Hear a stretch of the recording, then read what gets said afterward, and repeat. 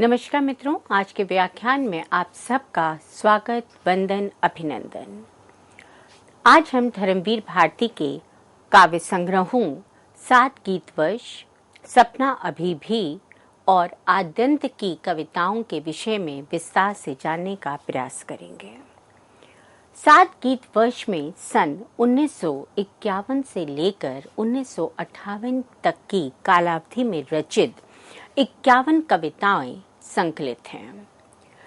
ये कविताएं प्रमुथु गाथा, नया रस, नवंबर की दोपहर, फागुन के दिन की एक अनुभूति, उत्तर नहीं हूँ, जिज्ञासा, संक्रांति, पराजित पीढ़ी का गीत इत्यादि इत्यादि उपशीर्षकों में विभक्त हैं। भारती जी ने इस संग्रह की कविताओं के विषय में स्वीकारोक्ति की है कि ईश्वर के अस्तित्व और क्षण के महत्व की काव्यात्मक अभिव्यक्ति इन कविताओं में देखी जा सकती है। प्रत्येक कविता का विषय अपने आप में पूर्ण है। इस एक ही काव्य कृति में आस्था, अनास्था, व्यक्ति, समष्टि एवं क्षण बोध, संकट बोध के विविध आयाम संयोजित हैं। भारती जी के आंतरिक एवं उनके जीवन के बाह्य अंतर्द्वंद्वों को इस काव्य संग्रह में अभिव्यक्ति प्राप्त हुई है। कवि नास्तिक नहीं है, किंतु उसे सर्वोपरि स्थिति और अदम्य शक्ति पर उतना विश्वास भी नहीं है। वे मानते हैं कि संक्रांति और संघर्ष से अछूता वो प्रभु, ईश्वर, इन सब को झेलते हुए प्राणियों के दर्द को, पीड़ा को, संत्रास को समझने में असमर्थ है। वे लिखते हैं, तुमने कब झेली संक्रांति? तुमने कब झेली संक्रांति? तुम क्या समझोगे ओ प्रभु? वो ये मानते हैं कि जब तक ईश्वर उस पीड़ा को समझ ही नहीं पाएगा, तब तक वो अपने प्राणियों का उद्धार भी करने में असमर्थ है। संग्रह में बार बार कवि ने स्वयं को जनपद, प्रभुपद का संबोधन दिया है और प्रभु के लिए उन्होंने केवल पद संबोधन किया है। वे उन्हें शरण देने की बात भी नहीं करते। उनके अवतारी रूपों का स्मरण करते हुए वे अपने दायित्वों को उन्हें स्मरण रखने के लिए कहते हैं।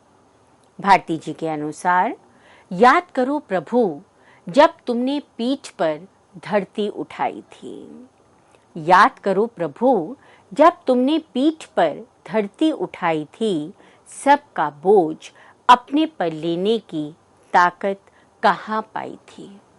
एक वो समय था जब तुमने सबको अपनी शरण में लिया था। अब क्या हो गया?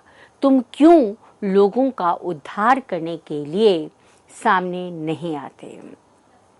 कवि ने प्रभु शब्द का उपयोग दिव्य सत्ता के स्थान पर अतीत के लिए इस काव्य संग्रह में किया है। यहाँ कवि की आस्था पुराने की जगह नवीन के प्रति है। वे लिखते हैं, चलना तो हमको ही होगा, चलने में ही हम टूटों और अधूरों का शायद कुछ होगा नया गठन। आश्रय देंगे हमको अपने जर्जर पर अपराजित चरण। कवि के अनुसार थक कर, हार कर बैठ जाने के लिए ये जीवन नहीं है। हमें चलना होगा, निरंतर आगे बढ़ना होगा। चाहे हम रुक रुक कर ही क्यों ना चलें, पर केवल अगर हम परंपराओं से ही बंधे रहेंगे तो हमारा विकास संभव नहीं है। नए भावबोध के साथ, नए युग के साथ नया गठन नए मूल्यों को तलाश करना बहुत जरूरी है। कवि को ईश्वर के द्वारा सृजित यह सृष्टि भी निरर्थक लगने लगती है। वे कहते हैं कि ईश्वर के प्रति मैं पूर्ण रूप से समर्पित भी नहीं हो पा रहा हूँ। कुछ भाव ऐसा रह जाता है जो शेष होता है। कह सकते हैं कि स्वीकार के साथ साथ कवि के अंदर एक नकारात्मक भाव भी इन कविताओं में कहीं आकर जुड़ जाता है। कवि भारती के अनुसार जन समुदाय, समाज और राष्ट्र की समस्याएं कभी भी किसी एक व्यक्ति तक आकर सीमित नहीं रहती। अतः जब वो समस्याएं किसी एक व्यक्ति की नहीं हैं, तो उन समस्याओं का समाधान करने के लिए भी कोई एक व्यक्ति उत्तरदायित्व नहीं ले सकता। ये हम सबका एक दायित्व है कि हम समाज में व्याप्त विभिन्न समस्याओं का समाधान निकालने का प्रयास करें और व्यक्ति के साथ साथ समष्टि को भी विकसित करें। कवि कहीं पर भी आत्म केंद्रित जीवन नहीं जीना चाहते। उन्होंने जनसाधारण की स्वार्थपरता को भी अपनी कविताओं में अभिव्यक्त किया है, जहां उनके अनुसार आज व्यक्ति इतना स्वार्थी हो चुका है, आत्म केंद्रित हो चुका है कि वो व्यक्ति और व्यक्ति के मध्य एक विभाजक रेखा खींच लेता है।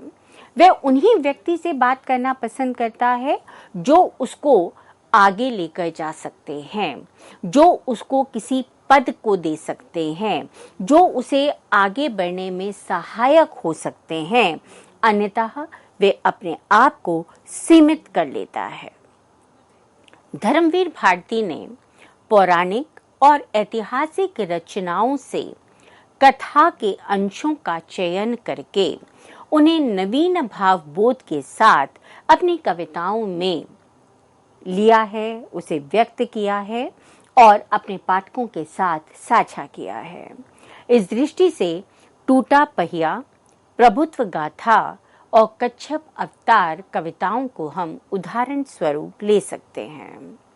भारती जी ने परिवेश से प्रभावित होकर अपने आत्म अर्थात अपने व्यक्तित्व को, व्यक्ति को समष्टि में देने की बात की है। अपने व्यक्ति का समष्टि में विस्तार देखने की बात की है। परंपरा के साथ ही उन्होंने समाज में उपस्थित विभिन्न समस्याओं को अपना वर्ण विषय बनाया और जहां तक संभव हो सका उन्हें विस्तार से व्याख्यायित कर अपनी दृष्टि से उनका समाधान देने का भी प्रयास किया है। अपने प्रेम की सत्यानुभूति को इंगित करते हुए वे कहीं ना कहीं स्वयं को खंडित अनुभव करते हैं।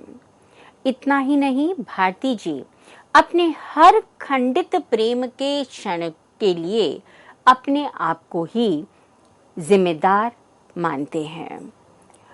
उन्होंने लिखा है, उस दिन जो बहका तो आज तक ना पहुंच सका, मैं अपने ही घर के द्वार, झूठे आलिंगन से झूठे आलिंगन तक।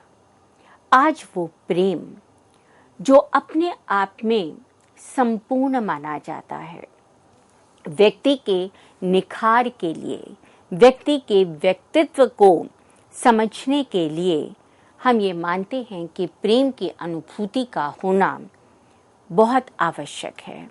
वहीं पर आज के समाज में अगर हम देखें तो प्रेम भी झूठ पर आधारित है। हम प्रेम का दिखावा करने लगते हैं और इसीलिए भारती जी अपने आप को खंडित अनुभव करते हैं। जीवन को जीते हुए कभी भी हमेशा एक सी परिस्थितियां नहीं आती। आज एक परिस्थिति है तो कल निश्चित रूप से दूसरी होगी। ये उसी प्रकार से है जैसे दिन के बाद रात और रात के बाद दिन आता है। मनुष्य के अंदर आस्था और अनास्था, विश्वास अविश्वास के क्षण बार बार आते हैं, परिवर्तित होते हैं और उसी के अनुरूप वो व्यक्ति के व्यक्तित्व में परिवर्तन लेकर आते हैं। हम केवल अपने लिए जिए या अपने व्यक्तित्व को हम समष्टि में तिरोहित कर दें, ये बात का द्वंद्व भी हमें आजीवन घेरे रहता है। अपने जीवन में कई बार मनुष्य ऐसे निर्णय लेता है जिस निर्णय को लेते समय भी वो द्वंद्वग्रस्त है। कभी कभी ये द्वंद्व की स्थिति हमें मानसिक रूप से आंदोलित कर देती है। जीवन में आने वाली विभिन्न विभीषिकाएं, विपत्तियां मनुष्य को लगभग समाप्त कर देती हैं। उसके अंदर से जीने की चाह खत्म हो जाती है।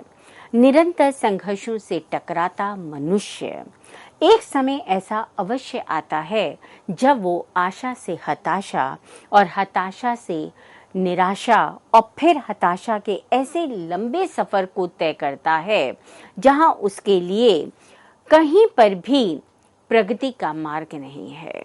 कहीं पर भी उसको ऐसा नहीं लगता कि मंजिल करीब आती नजर आ रही है।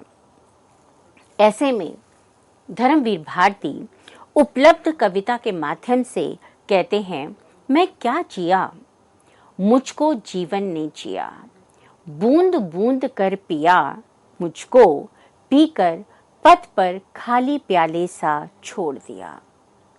हम इस जीवन को जीते हुए कई बार जीवन प्रवाह के साथ अपने आप को छोड़ देते हैं और जैसा जीवन हमें चलाता है वैसा हम चलते हैं। धारा के साथ साथ चलते हुए हम ये भूल ही जाते हैं कि हम वास्तव में इस जीवन से क्या चाहते थे। कई बार हमारी इच्छाएं, हमारी आकांक्षाएं, हमारी कामनाएं, हमारे स्वप्न इतने ढह जाते हैं कि हम एक तरह से रिक्त हो जाते हैं और जैसे बूंद बूंद करके घड़ा भरता है उसी तरह से बूंद बूंद करके वो रिक्त भी हो जाता है।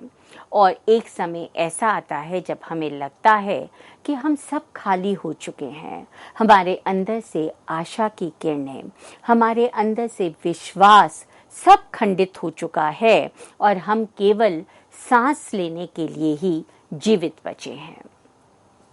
निर्माण योजना कविता में कवि को अपने अहंकार से ग्रस्त व्यक्ति न केवल उन्मादी लगता है, उसे वो रोगी प्रतीत होने लगता है, क्योंकि उसे लगता है कि अहंकार ही है जो हमें विनाश की ओर लेकर जाता है, जिसके सामने हम दूसरे के अस्तित्व को ही नकार देते हैं और हम ये मानने लगते हैं कि हम स्वयंभू हो चुके हैं, हमारे अंदर प्रभु का निवास हो चुका है और हम जिससे चाहें, जैसा चाहें हम बर्ताव कर सकते हैं।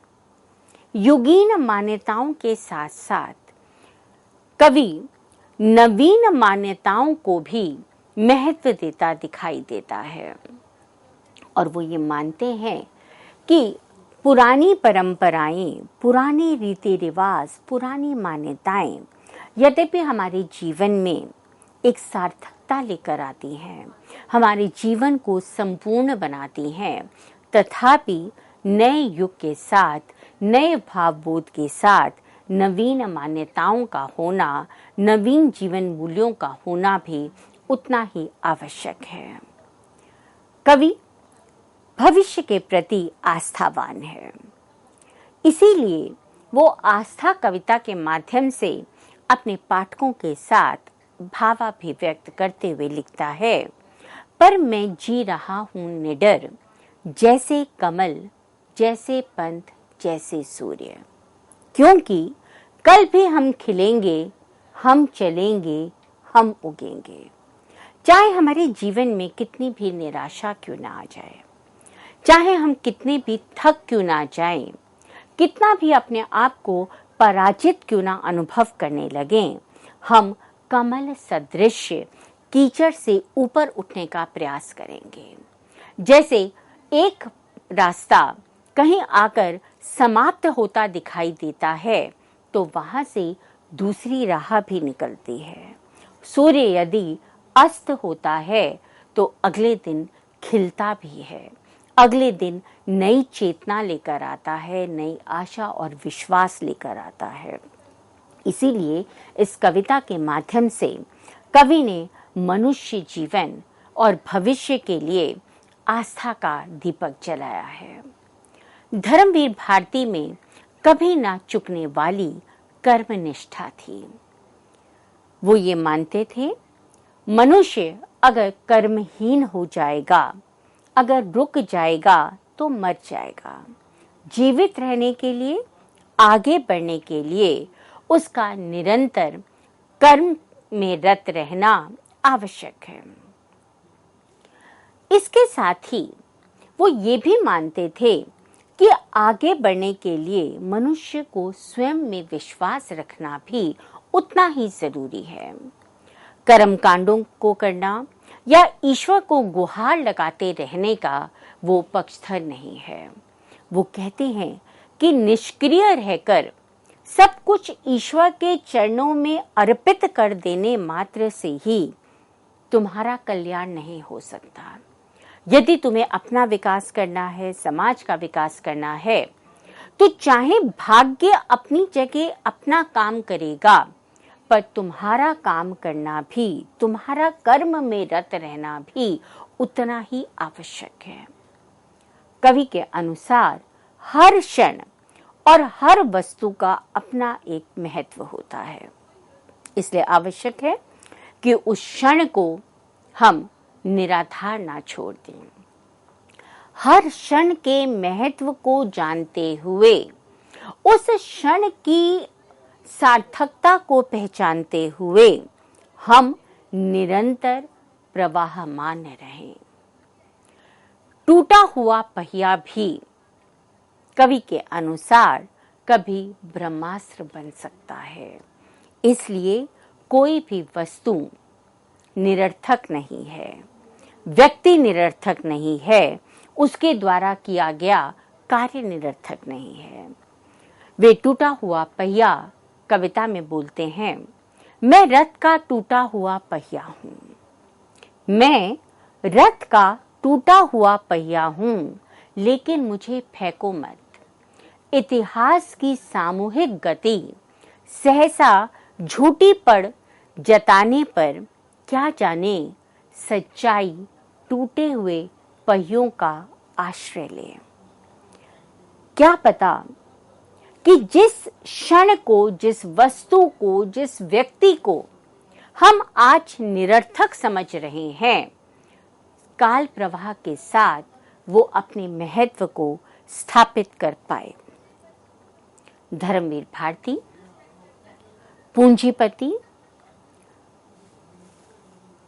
के लिए कहते हैं कि पूंजीपति निर्धनों को अपने धन के बल पर, अर्थ के बल पर खरीद लेते हैं और इस प्रकार से उनकी स्थिति उस अभागे पशु की तरह हो जाती है जिसके मुख से कराहा भी नहीं निकल पाती, और मानो उसे केवल उतना ही चलने का अधिकार मिल पाता है जहां तक एक पशु को बांधने के लिए जितनी लंबी डोरी खींची जाती है वो पशु उसी वृत्त में घूम सकता है, वैसे ही ये निर्धन लोग उतना ही बोल सकते हैं, उतना ही सोच सकते हैं, यहाँ तक उतना ही सपने ले सकते हैं जितना पूंजीपति उन्हें देखने के लिए स्वतंत्रता दे पाता है। कवि ऐसे पूंजीपति वर्ग को समूल नष्ट कर देना चाहते हैं। वे शोषितों का विरोध करते हैं और ना केवल विरोध करते हैं वो दूसरों को भी विरोध करने के लिए प्रेरित करते हैं। उनकी उक्ति है, कह दो उनसे जो खरीदने आए हो तुम्हें, हर भूखा आदमी बिकाऊ नहीं होता। कितनी सुंदर बात की है कि हम आज ये समझ लेते हैं कि हम अर्थ के बल पर व्यक्ति को खरीद लेते हैं, हम उसकी आकांक्षाओं को खरीद लेते हैं, हम उनके सपनों को खरीद लेते हैं, जबकि हर व्यक्ति बिकाऊ नहीं होता। हमें ये समझना पड़ेगा कि जितना हमें जीने का अधिकार है, जितना हमें सपने लेने का अधिकार है, उन्मुक्त गगन में उड़ने का अधिकार है, उतना ही अधिकार समाज में रहने वाले हर व्यक्ति का है, चाहे उसके पास पैसा पद हो या ना हो। 7 गीत वर्ष संग्रह की कविताओं में प्रकृति के माध्यम से अपने अंतर्मन के भावों को अभिव्यक्त करने में कवि सफल रहे हैं। प्रकृति के सभी रूपों का उन्होंने इन कविताओं में अंकन किया है। इन कविताओं में प्रकृति के मानवीकरण का, उनके मानवीकृत रूप का अधिक प्रयोग मिलता है। इसके साथ ही इन कविताओं में उन्होंने नवीन प्रतीकों और बिंबों का अवलंब लिया है। इन चित्रों में अगर हम गहराई से देखें तो हमें सूर्य, मेघ, तरंग, शाम और नदी, इन सब का बहुत सुंदर रूप दिखाई देता है।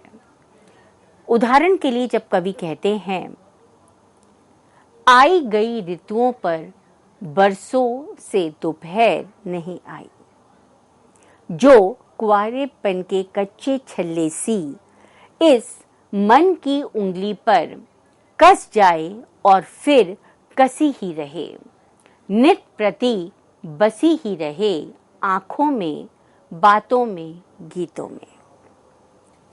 स्वतंत्रता, स्वाभिमान और देश प्रेम की अनुगूंज इन कविताओं में सर्वत्र सुनाई देती है।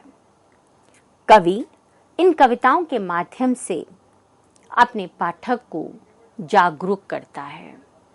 भाषा की दृष्टि से अगर हम देखें तो कवि ने भाव पक्ष के साथ साथ भाषा में भी विविध प्रयोग किए हैं।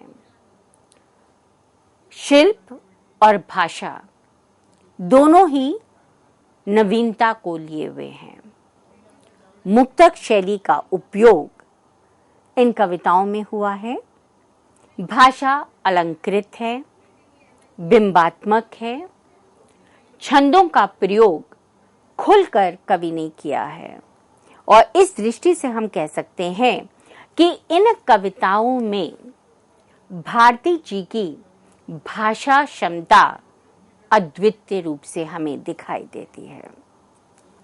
यदि हम इन कविताओं का गहराई से विवेचन करने का प्रयास करें तो कालक्रम के साथ साथ जिस तरह से भारती जी की मानसिकता में परिवर्तन आया, उनके चतुर्दिक वातावरण में परिवर्तन आया, उसी तरह से उनकी कविताओं के भाव पक्ष में, उनकी कविताओं के विषयों में भी परिवर्तन दिखाई देता है।